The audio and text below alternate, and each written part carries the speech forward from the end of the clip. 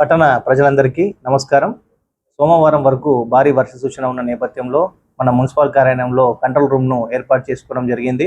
నిన్న రాత్రి నుంచి ఈ కంట్రోల్ రూమ్ అనేది మనకు పనిచేయడం అనేది జరిగింది.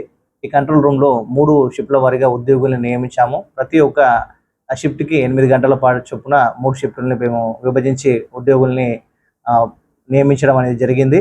ఎవరైనా పట్టణంలో ఈ వర్షాల నేపథ్యంలో ఏదైనా లోతట్టు ప్రాంతాలు జలమయమైన పరిస్థితి ఉంటే, ఏదైనా ఇళ్లలోకి నీళ్ళు వచ్చే పరిస్థితి ఉంటే మా కంట్రోల్ రూమ్ను సంప్రదించగలరు. అత్యవసరమైన ఏ కంప్లైంట్ వచ్చినా మా దృష్టికి మీరు తీసుకొని వస్తే మేము ఇమీడియట్గా దానికి పరిష్కారాన్ని చూపిస్తాము. సిబ్బందిని పంపి ఆ సమస్యను పరిష్కరించే విధంగా మేము చర్యలు తీసుకుంటాము.